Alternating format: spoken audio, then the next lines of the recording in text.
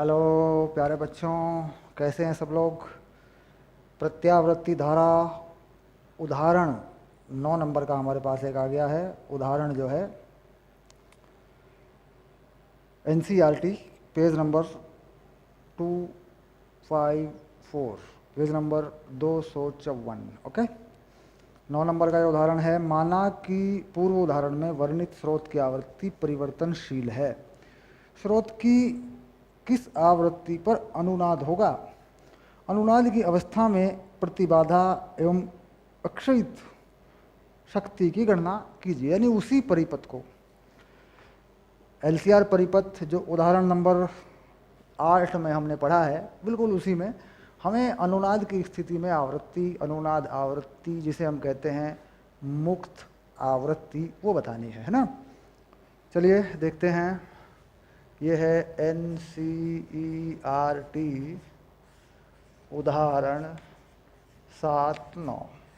ठीक, यानी अगर परीक्षाओं की दृष्टि से देखें तो 8 और 9 नंबर के जो उदाहरण हैं मोस्ट इम्पॉर्टेंट हैं दोनों, बहुत ही इम्पॉर्टेंट उदाहरण हैं। एलसीआर परिपथ में अनुनाद की आवृत्ति और अनुनाद की आवृत्ति के बिना जो स्थिति है उसके बारे में। अब अनुनाद की आवृत्ति के लिए सूत्र है हमारे पास। हम कहते हैं कि XL बराबर XC हो जाए अनुनाद की स्थिति में, तो ये चीज़ होती है ओमेगा L और ये होती है 1/ओमेगा C, बल्कि इसको ओमेगा नॉट भी लिख देते हैं ऐसे। ठीक, ये है अनुनाद आवृत्ति। तो ओमेगा नॉट को हल करें तो ये कुछ इस तरीके से आता है 1/वर्गमूल LC, यानी ये बन गई अनुनाद आवृत्ति।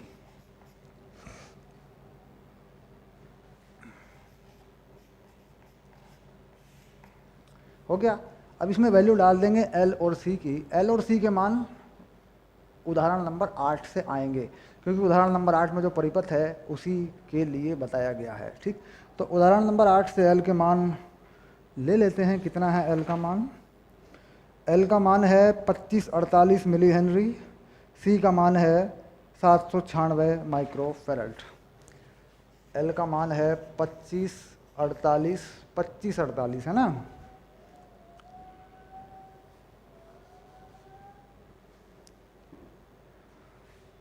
2548 मिली हेनरी है, तो 10 की घात -3 लगाएंगे और इसको हेनरी बना लेंगे। C का मान है 796 10 की घात -6 फेराड, माइक्रो फेराड में दिया हुआ है, इसको फेराड बना दिया। ये दोनों मान यहाँ पे लगा देंगे और अनुनाद की आवृत्ति निकाल देंगे। अनुनाद की आवृत्ति कितनी आ रही है? ये आ रही है 35.4 हर्ट्ज, है ना, 35.4।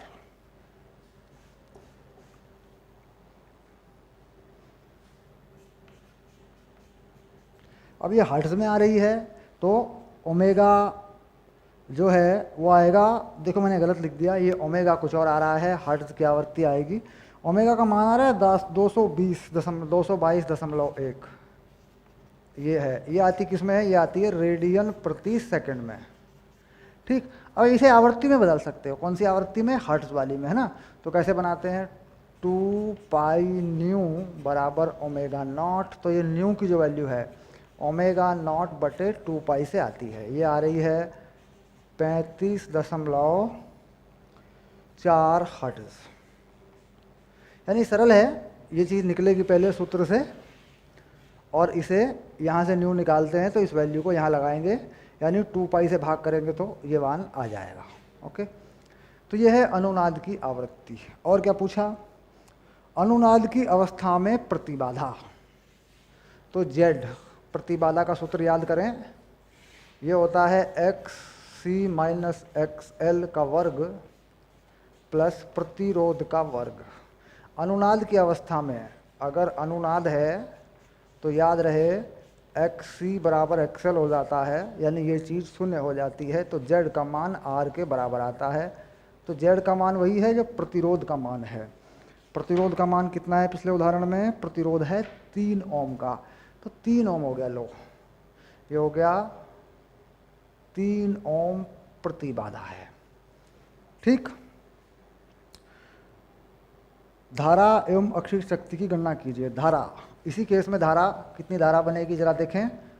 धारा कितनी होती है? धारा होती है V/Z।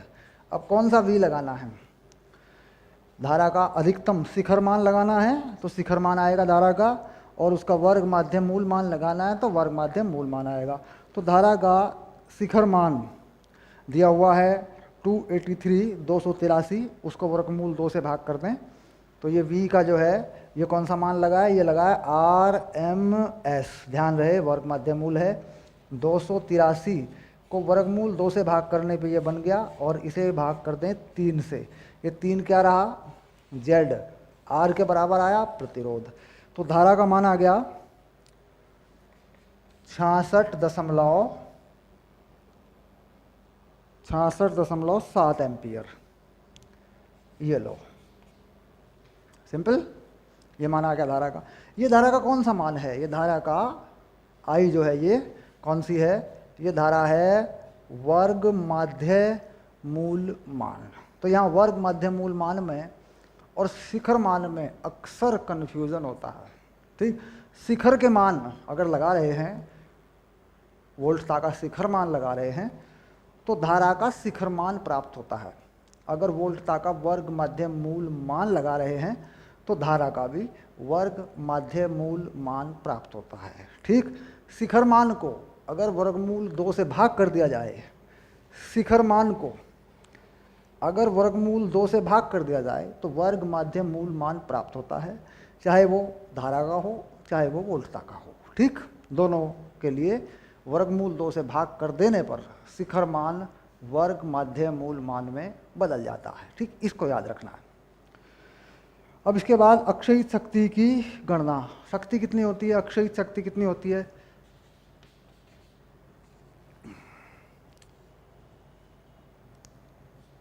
ये देखो अक्षयित शक्ति निकाल रहा हूँ। ठीक है, ये सिंपल है, ये होती है P/RMS²R। ये आ गई, देखो धारा का वर्ग माध्य मूल मान का वर्ग और R लगा देते हैं, ये आ जाती है अक्षयित शक्ति किसी भी परिपथ में। ठीक है, तो धारा का वर्ग माध्य मूल मान देखो ये रहा, यानी 66.7 का वर्ग और प्रतिरोध का मान 3। ठीक, तो कितनी बन जाएगी ये बन जाएगी 13,350 वॉट। ठीक, किलोवाट में लिखेंगे तो 1000 से भाग देंगे, 13.35 किलो वाट, ऐसे भी लिख सकते हैं। देखो सरल है। यानी उदाहरण नंबर 8 और 9 बहुत इंपॉर्टेंट हैं। यानी एक बार ये होता है कि भाई अनुनाद की स्थिति बनी किसी परिपथ में, मान लीजिए अनुनाद की स्थिति बन जाती है तो इस तरीके से जाना होता है। अनुनाद की स्थिति में जो प्रतिबाधा है वो प्रतिरोध के बराबर हो जाती है, क्योंकि ये दोनों देखिए माइनस हो रहे हैं, दोनों प्रतिघात, संधारित्रीय प्रतिघात और प्रेरकीय प्रतिघात, ये 0 बना देते हैं। ठीक, अच्छा, धारा का मान बढ़ जाता है क्योंकि जो Z है वो घट गया, वो किसके बराबर हो गया? प्रतिरोध के बराबर हो गया, क्योंकि ये दोनों एक दूसरे को कैंसिल कर देते हैं, घट जाते हैं, एक दूसरे में से शून्य बना देते हैं। तो अधिकतम धारा प्रवाह के लिए LCR परिपथ को अनुनाद की स्थिति में ले आते हैं। एक बात ये हो गई। उसके बाद जब धारा अधिकतम हो जाती है, धारा बढ़ जाती है, तो I²R का मान भी बढ़ जाता है। I²R का मान में I बढ़ गई तो I²R का मान भी बढ़ गया, तो शक्ति का अक्षय अधिकतम हो जाता है। अधिकतम धारा अधिकतम शक्ति का अक्षय हो जाता है जब अनुनाद की स्थिति में हो। अनुनाद की स्थिति के लिए शर्त है कि जो आवृत्ति है परिपथ की, ये वो आवृत्ति है जो अधिकतम वोल्टता में लगी हुई आवृत्ति है। यानी अगर अधिकतम वोल्टता लिखी जाए इसके अनुसार, देखो तो क्या लिखोगे ज़रा बताओ। अधिकतम वोल्टता लिखोगे V बराबर Vm sin ω0t। देखो ये अधिकतम वोल्टता या वोल्टता के लिए, AC वोल्टता के लिए ऐसा होता है। AC वोल्टता में अगर ये आवृत्ति, ये वाली अनुनाद आवृत्ति हो जाए तो इसका मतलब परिपथ अनुनाद में आ जाता है। परिपथ अनुनाद में आ जाता है तो XC और XL बराबर होकर ख़त्म हो जाते हैं, शून्य हो जाता है। प्रतिबाधा प्रतिरोध के बराबर हो जाती है। ठीक, सारी बातें। तो यहाँ पर यानी जो आप AC वोल्टता देते हैं, सप्लाई बोलते हैं जिसको, उसमें आवृत्ति ओमेगा नॉट यानी उसकी उतनी आवृत्ति हो कि यहाँ पर वो अनुनाद आवृत्ति के बराबर हो, तो ऐसा होता है। ठीक, तब ये सारी बातें लागू हो जाती हैं। अगर ऐसा नहीं होता है तो फिर ये XL और XC बराबर नहीं होते हैं। फिर इससे पीछे के उदाहरण में हमने Z निकाला, प्रतिबाधा और कला कोण निकाला, फिर सारी बातें दूसरे रास्ते से चलते हैं, फिर ये सारी चीज़ें निकलती हैं, ये शून्य नहीं होता। फिर उसके लिए क्या है, उदाहरण नंबर 8 है। ओके, उदाहरण नंबर 8 और 9 में ये फ़र्क है कि उदाहरण नंबर 8 में कोई अनुनाद में नहीं है, सामान्य सवाल है। उदाहरण नंबर 9 में वही सवाल अनुनाद में आ गया। तो इसलिए मैं कह रहा हूँ कि ये दोनों मोस्ट इम्पोर्टेंट सवाल है, बोर्ड एग्जाम के लिए हो या आपकी प्रतियोगी परीक्षाएं हो। ठीक, यानी कब परिपथ अनुनाद में होता है, अनुनाद में होने के बाद उसमें क्या क्या परिवर्तन होते हैं। ठीक, इन दोनों सवालों से ये समझ में आ जाता है हमारी। ओके, अब बात करते हैं कलाकोण की। अनुनाद की स्थिति में कलाकोण कितना होगा? अनुनाद की स्थिति में कलाकोण शून्य हो जाता है। अनुनाद की स्थिति में धारा और वोल्टता के बीच कोण कितना हो जाता है? शून्य हो जाता है। देखिए ऐसे। और शक्ति गुणांक 1 हो जाता है। शक्ति गुणांक क्या होता है? देखो बता रहा हूँ, रिवाइज करवा रहा हूँ। cos फाई ये होता है शक्ति गुणांक। तो जब ये कोण शून्य हो गया तो शक्ति गुणांक का मान 1 हो जाता है।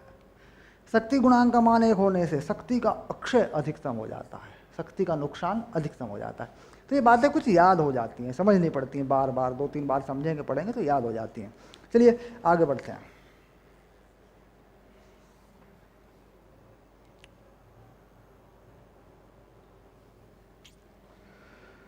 अब लेंगे उदाहरण नंबर 10। ये विचार करने के लिए एक सवाल है, 10 नंबर का उदाहरण है। देखते हैं क्या कहते हैं इसमें।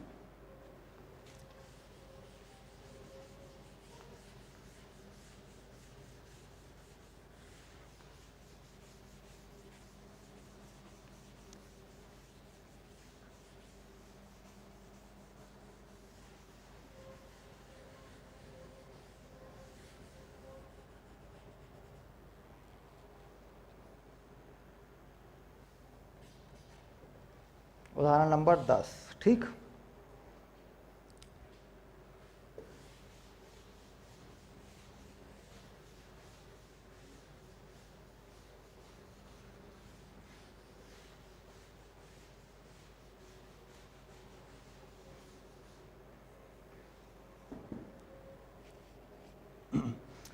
उदाहरण नंबर 10 को पढ़ते हैं। देखिए कितना अच्छा सवाल है ये। किसी हवाई अड्डे पर सुरक्षा कारणों से, किसी हवाई अड्डे पर सुरक्षा कारणों से किसी व्यक्ति को धातु संसूचक के द्वार पथ से गुजारा जाता हो। इसे बोलते हैं मेटल डिटेक्टर। कभी आप गए हों, सिक्योरिटी वाले होते हैं, सिक्योरिटी वाले एक जाल सा रखते हैं इस तरह का, धातु संसूचक इस तरह का रखते हैं बना के, ऐसा इस तरह की शेप का होता है ये। ठीक, यूँ इसे घुमा के देखते हैं ऐसे। ठीक, या एक गेट लगा के रखते हैं, एक दरवाज़ा लगा के रखते हैं, उस दरवाजे में से गुजार देते हैं। ठीक, बैग वैग रखते हैं तो एक बॉक्सा बना के रखते हैं, उसमें से गुजार देते हैं। ठीक, कुल मिलाकर धातु संशोधक यानी मेटल डिटेक्टर ये बताता है कि अगर कोई धातु है, अगर किसी धातु की कोई चीज़ है आपके पास, ठीक, तो ये उसे बता देता है। अब इसका मतलब क्या हुआ? यदि उसके पास कोई धातु से बनी वस्तु है तो धातु संसूचक एक ध्वनि, धातु संसूचक से एक ध्वनि निकलने लगती है। यह किस सिद्धांत पर आधारित है? तो इसमें देखिए बात क्या होती है कि धातु संसूचक में जो LCR परिपथ है, धातु संसूचक से जुड़ा हुआ जो LCR परिपथ है, यह अनुनाद की अवस्था में है, अनुनाद की अवस्था में होता है।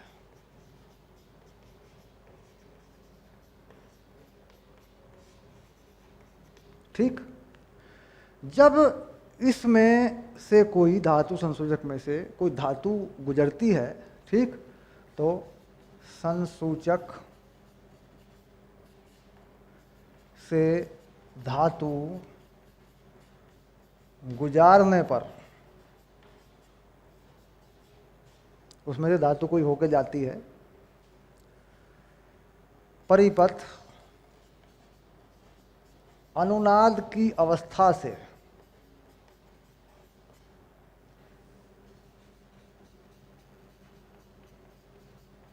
विचलित होता है।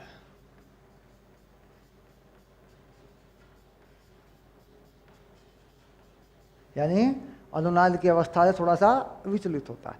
क्यों होता है? क्योंकि जो चुंबकीय क्षेत्र है, जो प्रेरक के कारण बना हुआ चुंबकीय क्षेत्र है, वो प्रभावित होता है। क्योंकि हम जानते हैं एलसीआर परिपथ में 3 चीज़ें होती हैं। बहुत बड़े आराम से समझना इसको, बड़ी काम की चीज़ है। देखो, इसमें 3 चीज़ें होती हैं। ये एलसीआर होता है, ये एल है, ये सी है, ये आर है। तो यहाँ इसकी वजह से एक चुंबकीय क्षेत्र बना होता है। देखो, ऐसे बोलते हैं ये चुंबकीय क्षेत्र है। देखो, ऐसे ऐसे कह सकते हैं भाई ये चुंबकीय क्षेत्र बना हुआ है। ठीक, तो जब भी कोई लोहा इसके आसपास आएगा तो ये चुंबकीय क्षेत्र प्रभावित होगा। चुंबकीय क्षेत्र प्रभावित होने की वजह से इस एल का मान बदलेगा, स्व प्रेरकत्व गुणांक का मान बदलेगा। इसका मान बदलने की वजह से ये परिपथ एलसीआर अनुनाद की अवस्था से विचलित होगा। क्योंकि अनुनाद की अवस्था में क्या होता है, आपने जान लिया कि ओमेगा नॉट जो है 1/वर्गमूल एलसी होता है। अब मान लीजिए इस एल का मान बदलें तो ये आवृत्ति बदलेगी, इसमें कुछ परिवर्तन होगा, तो परिपथ अनुनाद की अवस्था से विचलित होगा। तो परिपथ अनुनाद की अवस्था से विचलित होगा, इसी कारण यह एक ध्वनि उत्पन्न करेगा। क्यों? क्योंकि इसके अंदर कुछ ऐसे यंत्र लगे हैं, अगर ये अनुनाद की अवस्था से विचलित हो तो इस एक आवाज़ करता है। मतलब ये मान के चलिए कि इसमें यंत्र में एक ऐसी घंटी लगी है, अगर ये अनुनाद की अवस्था से विचलित होता है तो इसमें धारा बदलती है, तो ये घंटी के रूप में बताता है उसको। ठीक, तो बात समझ में आ गई। बिल्कुल सरल सा ये यंत्र है। ठीक, विद्युत चुंबकीय जो गुण होते हैं परिपथ के, ये उस पर आधारित है। अगर हमसे पूछा जाए कि भाई मेटल डिटेक्टर जो है, धातु संशोधक, भौतिक के किन गुणों पर आधारित है, तो हम बता देंगे विद्युत चुंबकीय गुण जो होते हैं परिपथ के, विद्युत चुंबकीय गुण जो होते हैं परिपथ के, ये उस पर आधारित है। ठीक, जब भी कोई लोहा या धातु की वस्तु इसमें से गुजारी जाती है तो इससे जो चुंबकीय क्षेत्र बना हुआ होता है परिपथ के अंदर प्रेरकत्व के कारण, वो प्रभावित होता है, जिसे एक घंटी के रूप में जो है वो परिपथ के अंदर जो घंटी लगी है वो उसके रूप में इसे बता देती है, वो एक आवाज़ करने लगती है। बस ये बात है और कुछ नहीं। ठीक, तो ये ज़्यादा समझने की चीज़ है, बहुत ही अच्छी चीज़ है, ये जनरल नॉलेज में काम आएगी। ठीक है, चलिए अब चलते हैं अगले टॉपिक पे। इसे कहते हैं एलसी दोलन। ठीक, एलसी दोलन।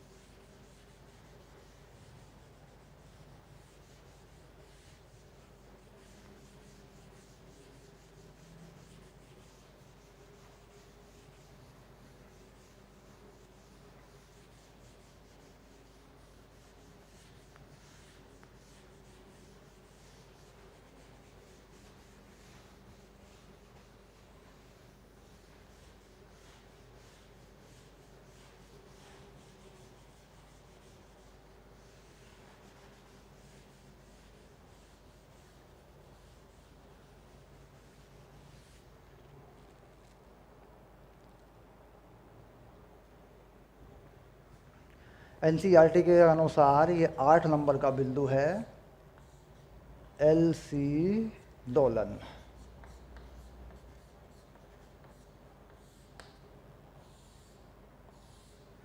ठीक, अब देखिए इसमें क्या है, हम जानते हैं कि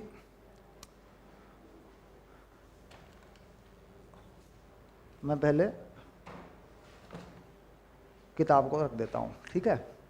हम जानते हैं कि L और C शुद्ध प्रेरक या शुद्ध संधारित्र में ऊर्जाओं का नुकसान नहीं होता। अगर किसी परिपथ में प्रतिरोध होता है तो ऊर्जा का नुकसान होता है, यानी वो ऊर्जा को ऊष्मीय ऊर्जा में या विकिरण में वो बदलता है। हम जानते हैं कि प्रेरक और संधारित्र ये ऊर्जाओं को किसी दूसरी ऐसी रूप में नहीं बदलते जिससे उसका नुकसान होता है, यानी परिपथ की ऊर्जा का अक्षय होता हो, ठीक है। सिंपल सी बात ये है। अब हम मान लेते हैं कि हमने देखना है कि इसमें दोलन कैसे हो रहा है LC परिपथ में, तो हम क्या करते हैं कि LC परिपथ में संधारित्र को आवेशित कर लेते हैं। LC परिपथ में संधारित्र को आवेशित कर लेते हैं और जब उसकी प्लेट पर अधिकतम आवेश हो तब समय को शून्य मान लेते हैं। यहाँ से हम इसकी शुरुआत कर सकते हैं। अब जैसे मान लीजिए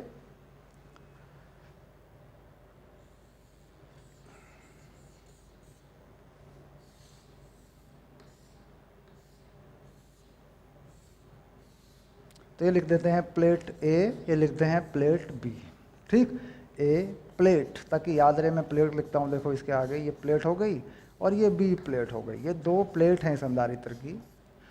प्लेट A पर मैं पॉजिटिव आवेश मान लेता हूँ ऐसे, और इसे लिख देता हूँ Q, और इस पर मान लेता हूँ माइनस, ऐसे माइनस Q लिख सकते हैं, इसको प्लस Q लिख सकते हैं ऐसे। इस पर कितना आवेश है B पर माना, और इस पर Q है, ठीक। इस पर जो अधिकतम आवेश है माना प्लेट A पर समय t बराबर 0 पर अधिकतम आवेश है, अधिकतम आवेश है, ठीक। ये बात आ गई। और यहाँ पर ये प्रेरकत्व है तो ये सिरा इसका जैसे प्लस पे मान लेते हैं, ये माइनस पे मान लेते हैं। तो दोनों में वोल्टता अगर मिलाकर देखी जाए तो दोनों में जो वोल्टता है उसको जोड़ के, ठीक, या दोनों की वोल्टता को बराबर करें या दोनों में वोल्टता जोड़ के शून्य कर दें। तो वोल्टता क्या होती है परिपथ में वोल्टता? इसमें जब वोल्टता होती है इसमें वो होती है LdI/dt, ये वोल्टता होती है इसमें, ठीक। ये वोल्टता का परिमाण है, इसको माइनस में भी लिख देते हैं ऐसे। ये प्रेरक में वोल्टता होती है, और इसमें जो वोल्टता होती है वो होती है Q/C, ये वोल्टता इसमें होती है, ठीक। अब ये दोनों वोल्टताएं जो है एक दूसरे में परिपथ में देखें तो इनको जोड़ के लिख दें तो शून्य हो ही रहती हैं, ठीक। यानी वोल्टता का मतलब ये हो गया कि Q/C माइनस LdI/dt बराबर 0, ये वोल्टता का नियम है, ठीक। यानी एक वोल्टता, दोनों में पोटेंशियल मान लीजिए बराबर आ रहा है, तो ये वोल्टता का नियम है इसका, ठीक है। अब ये वोल्टता जो है अगर हम इस परिपथ को में आवेश को कुछ मान लें या इस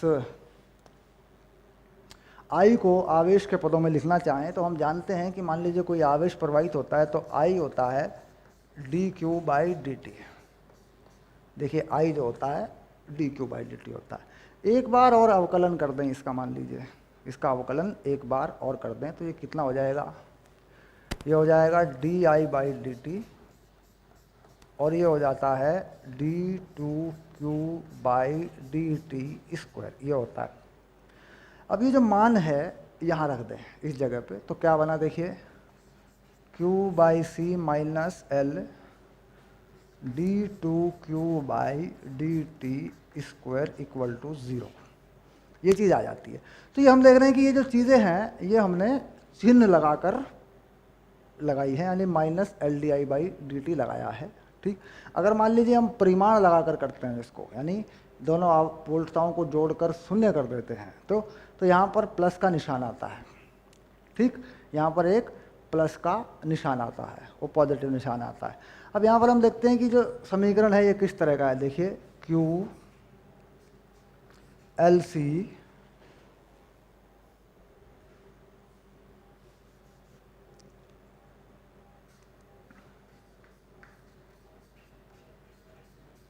ये इस तरह का समीकरण आ गया, देखिए 0, ठीक।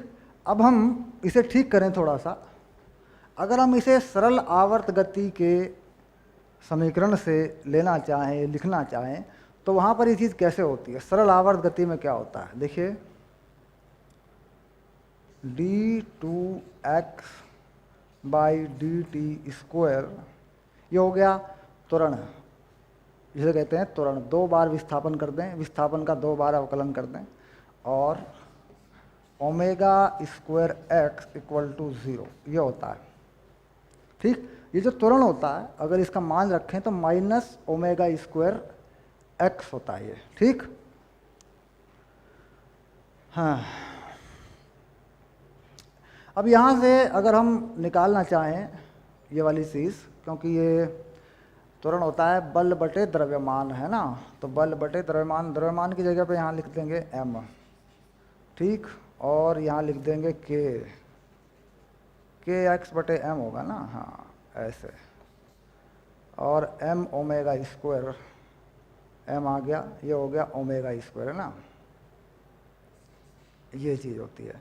चलो इसको बना के दिखाता हूँ, ऐसे तो याद नहीं आएगा। देखो मैं बताता हूँ, मान लीजिए सरल आवर्त गति कर रहे हैं तो पूरा समझ लेते हैं, ऐसे याद आएगा तो फंसेगा मामला। मान लीजिए m में द्रव्यमान गुना त्वरण होता है माइनस के एक्स, ये स्प्रिंग की बात कर रहा हूँ। अगर किसी स्प्रिंग में देखें उसी से निकल जाएगा हमारा फार्मूला।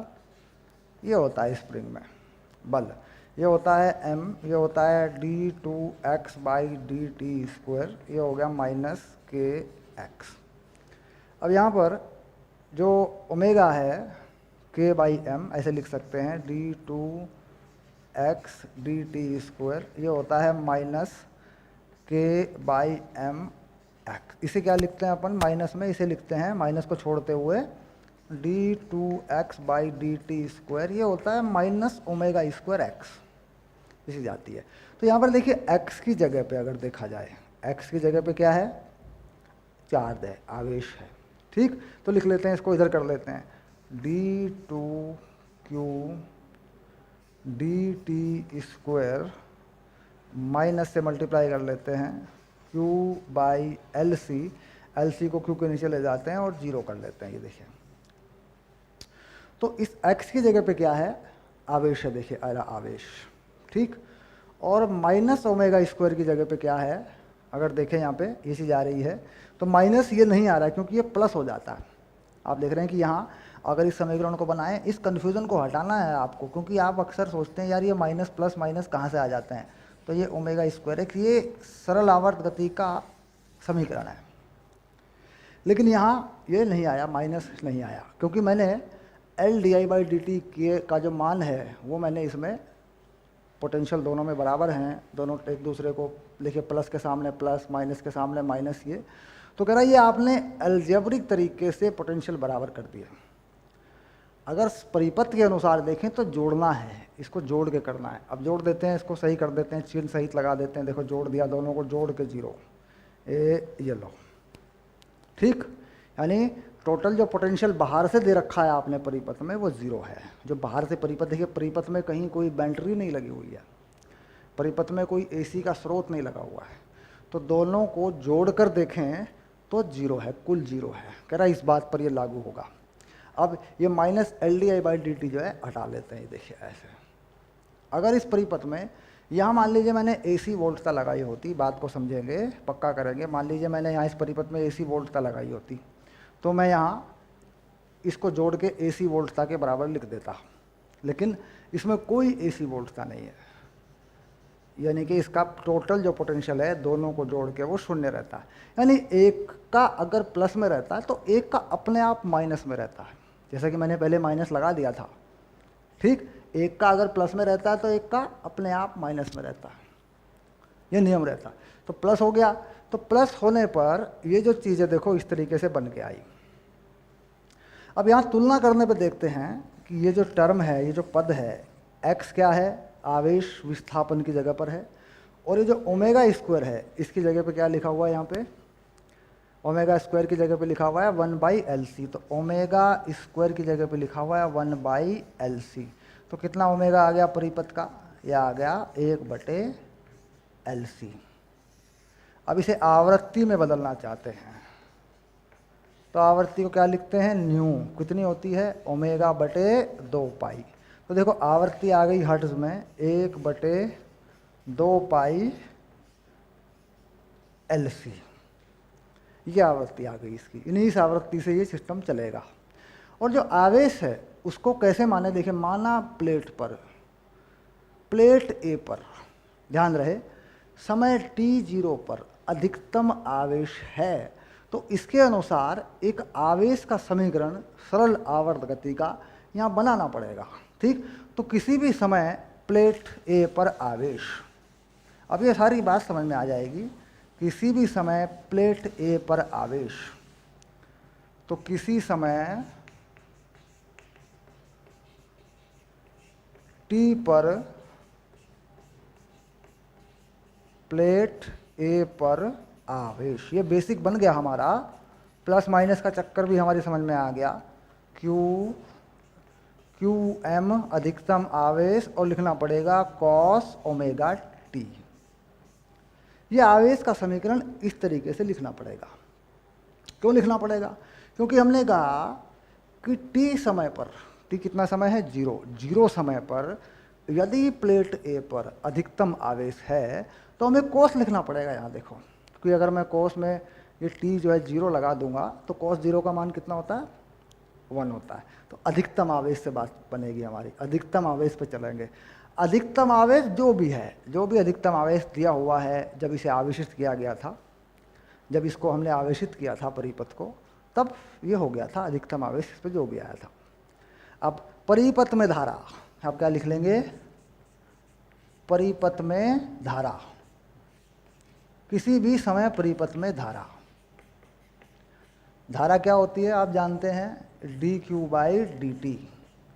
आवेश का अवकलन करते हैं तो इसका अवकलन करेंगे तो -qm omega sine omega T, ये परिपथ में धारा है।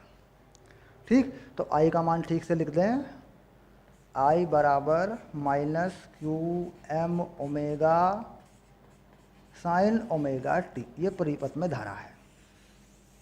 ये लीजिए।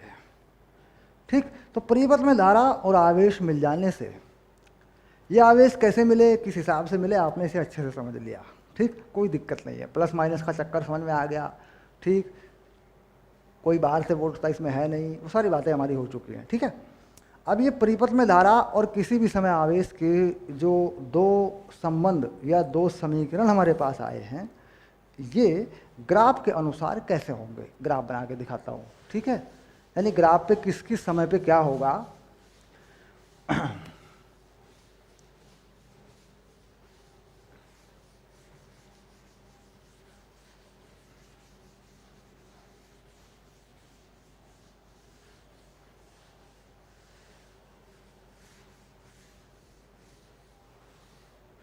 तो मैं एक दोलन काल का ग्राफ बनाऊंगा बस, धारा का भी और आवेश का भी। और वो किस पर बनेगा? प्लेट ए के अनुसार बनेगा, क्योंकि मैंने प्लेट ए को ही आधार माना है, 0 पर उस पर अधिकतम आवेश माना है, इसके अनुसार। तो मैं इसके अनुसार एक ग्राफ बनाऊंगा, एक दोलन काल का, और धारा का इसके अनुसार बनाऊंगा। ठीक, जो कि प्लेट ए पर आवेश बता रहा है ये समीकरण, और परिपथ में धारा बता रहा है ये समीकरण, बस। ठीक है, चलिए देखते हैं, बनाते हैं ग्राफ।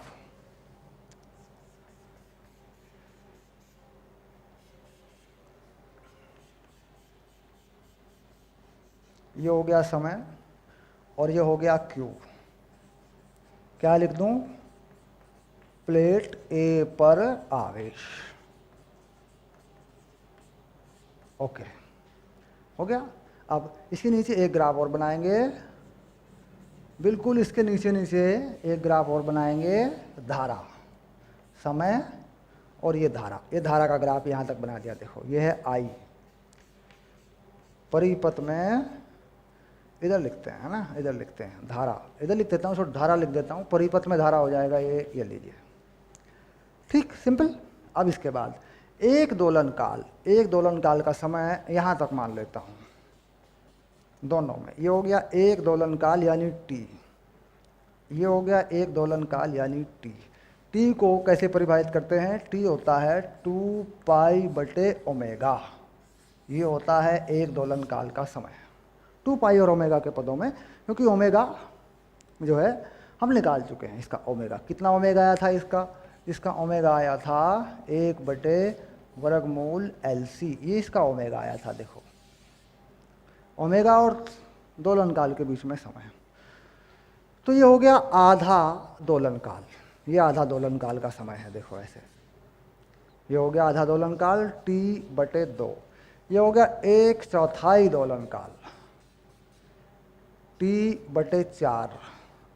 और यहाँ ये हो जाएगा 3/4 दोलन काल यानी 3T/4। ठीक, ये वो समय के बिंदु हैं T/4, T/2, 3T/4 और T। और बिल्कुल ऐसा ही नीचे भी है, यहाँ पर भी यही सब मामला है। यह है T/4, T/2, 3T/4। अब आवेश और धारा का मान चलेगा, इसमें ग्राफ बनेंगे दोनों। सबसे पहले बनाते हैं आवेश का ग्राफ।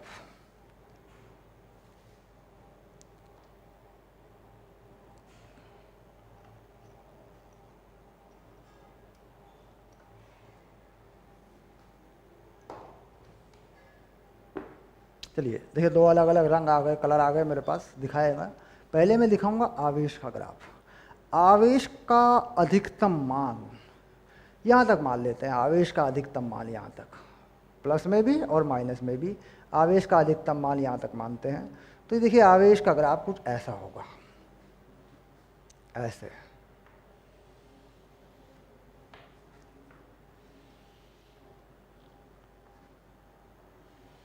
ये आवेश का ग्राफ है। देखो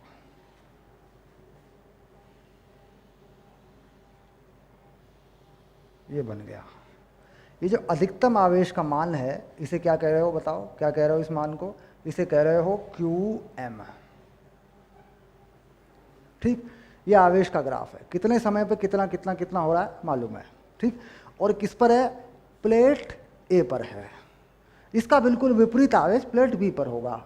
यहाँ पर प्लस होगा, पॉजिटिव होगा, तो B पे नेगेटिव होगा।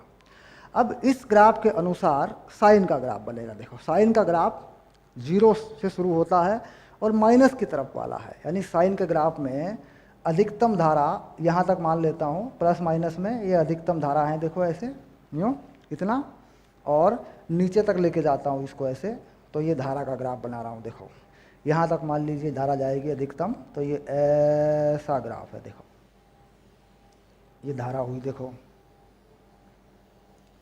ये साइन का ग्राफ है। समय 0 तो धारा 0 हो जाएगी। अधिकतम धारा का मान क्या है? QM omega. ये अधिकतम धारा का मान है। ठीक, यहाँ तक पहुँचेगा। उसके बाद यहाँ तक लेके जाएंगे इसको अधिकतम धारा के मान तक, और ये ऐसे ऐसे पहुँच गया। देखो ये आ गया ऐसे, ये बन गया। देखो ये अधिकतम धारा का मान है। अधिकतम धारा का मान यहाँ पर जो देखा गया प्लस माइनस में, वो कितना है? ये है QM ओमेगा। ये अधिकतम धारा का मान है यहाँ पे। ठीक, ऐसे ही ये ग्राफ यूँ चलेगा, ऐसे। ठीक, तो ये आवेश समय के आधार पर, ये धारा समय के आधार पर, परिपथ में धारा। ठीक, बेसिक क्या है याद रहेगा? प्लेट A पर पॉजिटिव यानी प्लस के आवेश को देख रहे हैं। अब दोलन में ऊर्जाओं की बात होती है, तो संधारित्र में अधिकतम ऊर्जा कितनी होती है? तो यहाँ देखेंगे, अब मैं ऊर्जाएं लिखूंगा संधारित्र में या प्रेरकत्व में अधिकतम ऊर्जा। अब अधिकतम ऊर्जा को मैं लेता हूँ। देखिए यहाँ पर अधिकतम आवेश है, अधिकतम आवेश है, तो ऊर्जा अधिकतम है QM²/2C। अधिकतम ऊर्जा है यहाँ पर, इसमें संचित जो ऊर्जा है अधिकतम है। यहाँ पर धारा 0 है, तो यहाँ पर कितनी ऊर्जा है? यहाँ पे जो ऊर्जा है U यानी चुंबकीय ऊर्जा, वो 0 है। ठीक, इसका सूत्र क्या होता है? 12LI²। ये 0 है यहाँ पर, क्योंकि यहाँ पे आवेश के रूप में ऊर्जा संधारित्र में संचित है। इसके बाद यहाँ बढ़ते हैं, आगे जाते हैं, तो यहाँ ये ऊर्जा, इसे कहते हैं इलेक्ट्रिकल एनर्जी। कैपेसिटर की ऊर्जा को हम कह सकते हैं U इलेक्ट्रिकल एनर्जी, UE कह सकते हैं इसको, विद्युत ऊर्जा। तो यहाँ पर ये विद्युत ऊर्जा 0 है, यानी संधारित्र में संचित जो ऊर्जा है वो 0 है, क्योंकि आवेश 0 हो गया। तो यहाँ पर दोनों प्लेटों पर आवेश शून्य है, लेकिन अधिकतम धारा बह रही है। धारा का मान अधिकतम हो गया, ऋणात्मक की तरफ हुआ लेकिन अधिकतम हो गया। तो यहाँ इसका मान यू बी का अधिकतम है। यू बी कितना है? हाफ एल आई स्क्वायर, ये रहा। यू बी का मान है हाफ एल आई स्क्वायर है, वो यहाँ अधिकतम है। अब इसके बाद यह देखिए फिर से आवेश माइनस में आया प्लेट ए पर, यानी अब ये प्लेट जो ए है ये फिर से आवेशित हो गई, इस पर अधिकतम आवेश आया। लेकिन यहाँ आवेश कैसा था? इस पर प्लस में आवेश था, पॉजिटिव आवेश था। यहाँ कैसा हो गया? नेगेटिव हो गया इस पर आवेश। ठीक, कुल मिला के अधिकतम आवेश आ गया। प्लेट ए प्लस माइनस बदल गया, इस पे माइनस आ गया, इस पे प्लस आ गया। ठीक, अब फिर वही अधिकतम ऊर्जा संचित हो गई संधारित्र में 2C, और यहाँ धारा फिर से जीरो हो गई। देखिए इसके नीचे आएंगे इस समय पे, तो यहाँ यू बी कैसा हो गया? यहाँ यू बी हो गया zero, half L I square कैसा हो गया? ज़ीरो हो गया। यानी धारा शून्य हुई तो प्रेरकत्व में ऊर्जा शून्य हो गई। ठीक, अब थोड़ा आगे बढ़े, फिर आवेश शून्य हुआ तो यहाँ पर यू ई जो है फिर से जीरो हो गया, इलेक्ट्रिकल एनर्जी संधारित्र में फिर जीरो हो गई, और यहाँ फिर अधिकतम धारा प्राप्त हुई। तो ये धारा जो है, ये एनर्जी यहाँ पे बनी अधिकतम। ठीक, यानी यू बी जो है वो अधिकतम हुआ, हाफ एल आई स्क्वायर के बराबर हुआ, ऐसे। ठीक, उसके बाद एक आवर्तकाल पूरा होने पे यहाँ पे फिर धारा जीरो हो गई, तो यहाँ यू बी फिर जीरो हो गया, और यहाँ देखें तो अधिकतम आवेश हुआ, फिर ऊर्जा अधिकतम हो गई। यू ई जो है Q m square by 2C हो गया। ठीक, तो कुल मिला के ये देखने में आ रहा है कि जब संधारित्र में अधिकतम ऊर्जा है तो प्रेरक में ऊर्जा शून्य है। उसके बाद जब संधारित्र में ऊर्जा शून्य है तो प्रेरक में ऊर्जा अधिकतम है। कुल मिला के ऊर्जा संरक्षण है, यानी और ऊर्जा का एक से दूसरे में जाने का जो तरीका है वो एक दोलन के तहत है, एक सरल आवर्त गति के दोलन के तहत है। अब देखिए एक दोलन काल में कितनी बार ऊर्जा संधारित्र में बढ़ी। देखिए एक बार प्लस में आई, एक बार माइनस आवेश की वजह से आई। एक प्लेट पर दो बार ऊर्जा का संचय हुआ, एक बार अधिकतम प्लस में पॉजिटिव आवेश आ जाने की वजह से, एक बार अधिकतम नेगेटिव ऋणात्मक चार्ज या ऋणात्मक आवेश आ जाने की वजह से, दो बार। इसी प्रकार दो बार संधारित्र में ऊर्जा का संचय हुआ। जो ऊर्जा है, ठीक, दोनों में वो मिलाकर देखें तो वो नियत है, वो अचर है, उसका संरक्षण है। तो कुल संचित ऊर्जा की मात्रा वही है। कभी कभी वो संधारित्र में बढ़ जाती है, कभी फिर वो प्रेरकत्व में बढ़ जाती है। तो कुल मिलाकर जो अधिकतम ऊर्जा है वो जू की तो बनी हुई है, उसका जो टोटल है, दोनों पर जो ऊर्जाओं का टोटल है वो जू का तो बना हुआ है।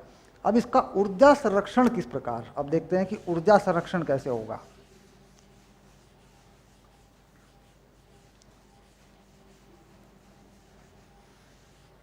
अब देखिए ऊर्जा संरक्षण के नियम से हम कह सकते हैं कि q m square by 2C 1/2 L I m square, यानी जितनी ऊर्जा संधारित्र में संचित होती है, ठीक, अगर सारी ऊर्जा संधारित्र में संचित कर दें तो कभी ना कभी वो बराबर होती है प्रेरकत्व की ऊर्जा के। क्योंकि हमने देख लिया कि जितनी ऊर्जा यहाँ संचित होती है उतनी ऊर्जा कभी ना कभी प्रेरकत्व में भी संचित होती है, लेकिन धारा कैसी? अधिकतम।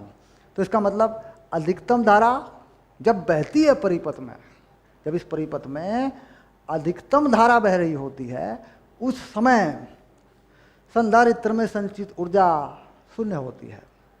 ठीक ठीक, लेकिन यह ऊर्जा बराबर होती है कभी ना कभी, यानी इससे पहले देखें या बाद में देखें, संधारित्र में संचित ऊर्जा के। ठीक, यानी जितनी अधिकतम ऊर्जा संधारित्र में संचित हो जाती है किसी ना किसी समय पे उतनी ही अधिकतम ऊर्जा प्रेरक में भी संचित हो जाती है। यानी ये दोनों ऊर्जाएं अधिकतम में देखें तो इतनी रहती हैं।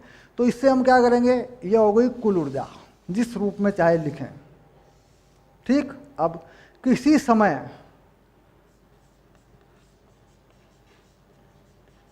समय कुल ऊर्जा कितनी, Q²/2C प्लस हाफ Li² बराबर, इनमें से कोई भी लिख सकते हैं, इसे कहते हैं अचर। ऐसे यानी अगर दोनों ऊर्जाओं को किसी भी समय जोड़ दें तो मान कितना रहता है, अचर। और ये किसके बराबर होता है, ये Qm²/2C या हाफ Lim² के बराबर होता है। यानी ये ऊर्जा अधिकतम Qm²/2C ये भी हो सकती है, जो चाहे लिख लो, इतनी भी हो सकती है, या इसको अचर लिख लो। और ये दोनों में जो ऊर्जाएं हैं संचित, उसका योग रहता है। अब इसको देख लें एक बार। मान लीजिए संधारित्र में ऊर्जा नहीं है, तो सारी की सारी ऊर्जा हाफ Li² में है, तो इसका मान ये होगा, अधिकतम ऊर्जा होगी। अगर इसमें नहीं है, धारा शून्य है, तो सारी ऊर्जा इसमें होगी, उसका मान ये होगा। और अगर कुछ ऊर्जा संधारित्र में संचित है, कुछ ऊर्जा प्रेरक में संचित है, तो भी इनको जोड़ें तो इनका मान कुल इतनी ही ऊर्जा के बराबर होता है, जो कि अचर होता है। तो कुल मिला के अगर इस समीकरण को समझ लिया जाए, ठीक, क्योंकि यहाँ पे धारा कितनी लिखी है, अधिकतम। यहाँ पे मैंने कोई भी धारा लिख रखी है, अधिकतम, मिनिमम, 0, 0, जो चाहे लगाओ, आवेश या जो भी लगाओ, दोनों को जोड़ दें तो ऊर्जा उतनी रहेगी, चाहे इससे लिख लो चाहे इससे लिख लो। ये दोनों ऊर्जाएं आपस में बराबर हैं, और दोनों को जोड़ लें तो इनमें से एक के बराबर है। यानी सरल आवर्त गति में जैसा होता है बिल्कुल वैसा ही है। स्थितिज ऊर्जा और गतिज ऊर्जा, ठीक, का जो योग होता है वो अचर होता है। तो यहाँ पे भी बिल्कुल ऐसी बात है। और ये ग्राफ है, और ये कैसे होता है ये पूरा समझा लिया मैंने आपको। ठीक, अब ये होता है भाई एलसी दोलन, एलसी दोलन को विस्तार से समझाइए। ऐसा सवाल बोर्ड परीक्षाओं में बहुत कम आया है, ठीक, लेकिन फिर भी मान लीजिए आ जाता है ऐसा सवाल, ठीक, तो ये उसका विस्तार से वर्णन है। इसे छोटा करके लिख लें, इसका एक नोट्स बना लें, इसे ऐसा बना लें कि ये 1.5 पेज में पूरा हो, कॉपी का 1.5 पेज, 3 नंबर का क्वेश्चन है ये, ठीक। अपनी भाषा में इसको सरल कर लें, ठीक। ग्राफ अनिवार्य है, ऊर्जाओं का ये समीकरण अनिवार्य है, ठीक, ये चित्र अनिवार्य है। इसके अलावा जो भाषा आप देना चाहे दे सकते हैं, ठीक, कर सकते हैं, कोई दिक्कत नहीं है, ठीक। तो ये था एलसी दोलन। अब एलसी दोलन पर हमें एक सवाल करना है जो एनसीईआरटी में है। चलिए देखते हैं समय क्लास का अपनी, ठीक है। अगली क्लास में अपना सवाल ले लेते हैं, समय हो गया हमारा, है ना, इस क्लास का।